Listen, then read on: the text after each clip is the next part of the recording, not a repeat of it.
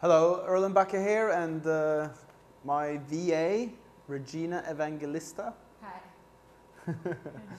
So we've actually been working together now for about 5 years, and we just wanted to make this video as an introduction for you to how to get started in outsourcing. And so we prepared some questions, and Regina will be asking me the questions, but we'll probably both be discussing things as we move on in the interview. Yeah, we're here in Davao City in the Philippines. It's October and it's warm outside, sunny outside, and we're just in here in our office at the Mr. Outsource headquarters making this video for you. So let's get started with the questions. Yes. How did Mr. Outsource started? Okay, so Mr. Outsource started with, well, when you're an entrepreneur, you hang out with other entrepreneurs. Birds of feather flock together, and you share knowledge.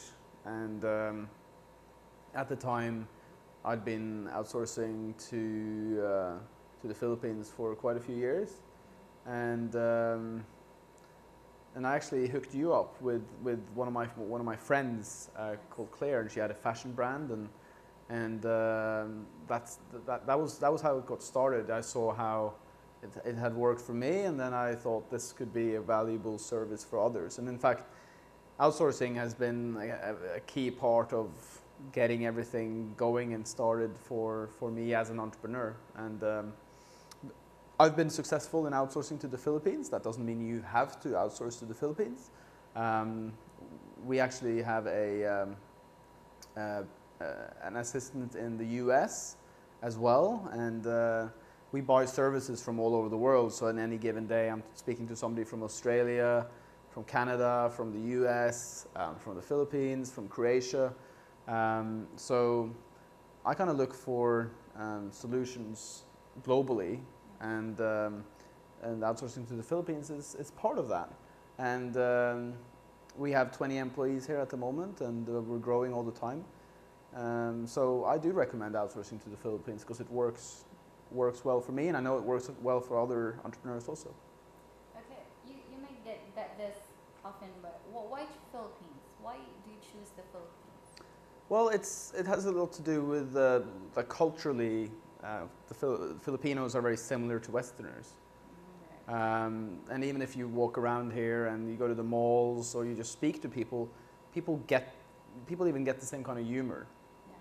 So you're very international, and you're very well. The US were here for a number of years, and you've adapted a lot of the cultural, the culture here, and that makes it just easy to, because you want to like the people you work with. Also, it's not only like here, do this, and you actually want to enjoy who you work with.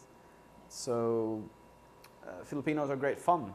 The slogan is it's more fun in the Philippines. That's the Filipino slogan. Yes, yes. And on Monday we went out and we did karaoke, and everybody laughed and everybody had fun. And I would say Filipinos are generally happy people.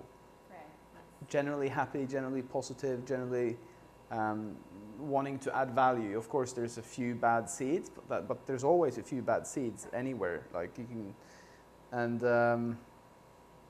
yeah, outsourcing to the Philippines is great because the people are great. It's the people that make outsourcing to the Philippines the best option for certain tasks. Yes.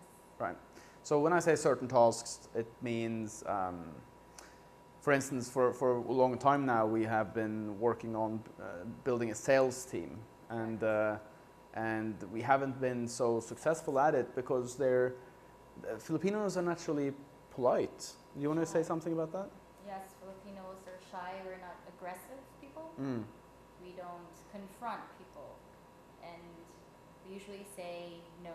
Mm. We don't really ask more questions like that. We're just, if you say no, it's no, like that. Yeah. So in sales, you get no's a lot, and you get rejected, and that kind of clashes a bit with Filipino culture, and I think it's something that we've known for quite a while. We just haven't been willing to admit it. But so for administration tasks, for you know, if you have an e-commerce site, call centers are very popular here. Customer service is very, very popular to outsource to the Philippines. So if you have an online store, you can have your VA manage your online store questions for you. And Regina, you've actually worked with a client in that way. Do you want to say a few words about that? I was a customer support. I answer customers' email. Mm-hmm. I answer customers' call. Whenever they call the hotline, we address the customer's needs. And that's how we do it from the Philippines. Yeah. And did you have a script that you replied to? Usually we have an FAQ. And then we can add some ad-libs and other words in there, but we follow this FAQ or a script. Okay. And what if the customer asks you a question that's not on the script? What do you do then? We tell them if they can provide their email address, and we can send them the right answer, or we can let them hold the line, and then we get the supervisor or the manager to talk to them. But usually we just ask for their email, or we ask their number so that we can call them back. Okay. So that's how it works. Yeah. So how long would you say it takes to train somebody to be a customer support? Yeah. For someone who has an experience with customer support, usually just on the go. Mm-hmm. All he needs to do is just read the script and be familiar with it. Maybe some practice calls. But for someone who doesn't have a customer support experience, maybe a month. Right. And then we ask them to call customers, accept calls. Yeah, because you do linguistic training as well, right? Okay. And the next question is, can you please tell us how an entrepreneur can benefit from outsourcing? Okay. So one of the big benefits, and one of the companies that we have down here is actually an image editing company, which means photographers, they will photograph all the day in Norway, and at the end of the day they upload their images to our server. And the Filipino time zone is 6 hours ahead of Norway, which means we can work on your images for another 6 hours. And you can run a 24-hour business. You can have customer support for 24 hours, and yeah, you do need 3 people to manage that shift, but it's very possible. So one big benefit is the politeness and the high work. Like Filipinos have a high working moral, so they want to do good work, and they put a lot of pride in what they do. So, for instance, in the West, sometimes you will have employees that are rude, they don't show up, they lie, they cheat, and stuff like that. And if you're an entrepreneur out there and you've had a couple of employees, then you may have experienced it or not. But in my experience over here with outsourcing, it's been a rare experience. So one is, and of course another thing is cost. That the Philippines is still a developing country. It's actually 129 on the list of developing countries at the moment. But I know with the knowledge transfer that's happening at the moment with all the outsourcing businesses, you know, I send you Tony Robbins stuff, and it's available to all the employees here as well, because we want people to develop and grow, because when they grow, your company grows and the world becomes a better place. So the benefits are you get a really motivated workforce that want to learn, that want to grow, and it's also seen as a status here, isn't it? To work for in outsourcing. It's. Correct. Do you want to say? Do you want to fill in that a bit? It's a high-end job for us, and some people even consider it as a career now. Yeah. It's an outsourcing. It's very popular here in the Philippines. Yeah. Almost all Filipinos have outsourcing experience already. Right. Because it's available, it's fun, the compensation is nice, and you can learn a lot of stuff. Yeah. That's why we love outsourcing. Yeah. And the next, what are the things or projects one should outsource? I think, well, what I usually say to my coaching clients is start with where the pain is. So if you have any pain in your business, then that's what you should start focusing on outsourcing. Because for me, outsourcing is also sending things to an accountant. So if you're doing your own accounting, if you're writing your own contracts, those kind of things. So the first thing to actually outsource in any business, not to the Philippines, but in your own country, is the accounting and the law stuff, because you shouldn't be doing your own accounting and you shouldn't be writing your own contracts. It is a great way to get burned and fail as an entrepreneur. But in terms of outsourcing to the Philippines, look at what tasks are repetitive. So if you have a repetitive task like invoicing clients or customer support, answering customer emails, it really depends on your business. But in general, when something's repetitive and it's digital, then you should be making a quick screencast with Camtasia or FileFlow, and you should be uploading it to your YouTube account and sending it to your VA so that person can start doing that work for you. Social media. Social media is another great one. I mean, I don't really. What else do we do List here? building. List building. Video client transcription. Yeah, video transcription, client follow-up. Actually, I outsource so many things that I actually don't have a good overview, but I know that things happen because in my daily update I do see what tasks have been carried out, and that's also one thing to really implement quickly in outsourcing is the daily update. And you can adapt it, but in generally it's three things. You know, the task, what did I do today, challenges I encountered, and then questions I have for you, and then sometimes we have reminders, for instance. So if you're a personal assistant, then there will be some reminders on things to remember. But yeah, so anything, it's really about being creative. It's really about saying, okay, what can I outsource, what can't I outsource? And you can in fact outsource everything. So it's all about being creative and using cheap technology to find a way to leverage other people's time in other countries. So yeah, anything and everything. Yes. And if I were to outsource, what is the first step? Well, the first step is well, I would do come to one of our boot camps, the Work Less Earn More boot camp, because there we go. It's a 3-day event, and we go through everything you need to know about outsourcing and automation, so you can have more freedom. We also teach you more about what freedom really is, because most people don't actually know what freedom is. And so how to get started is I would really attend one of our boot camps. You can find that on worklessearnmore.tv. And another way to get started is to get our 30-minute free business consulting, which you just sign up for at mroutsource.com, and then start finding your first employee. You know, you don't have to employ them full time. You can do 1 day a week. You can do a couple of hours. Again, it's about being creative and finding a solution. It's more about finding the solution than focusing on what you can't do. So find that, you know, identify the tasks that you have in your business where there's pain, and then contact Mr. Outsource or any other recruitment company in the Philippines and start doing the interviews. Start talking to people here, and you know, if that person doesn't work out, then maybe they know somebody that they know that will fit you better. But definitely, if you're watching this video, the easiest way is to just sign up to the 30-minute free business consulting, and then we'll start working on finding that person for you. And then there's a fee for finding that person. It's $497 to match you up with your perfect employee. That's based on people that have gone through our Mystery Outsource University, and they're actually becoming accredited VAs because they have to do a series of tests, and the tests are based on our experience for now, working together for more than 5 years, and yeah, that's the easiest way. Okay. And how much would you say should I pay?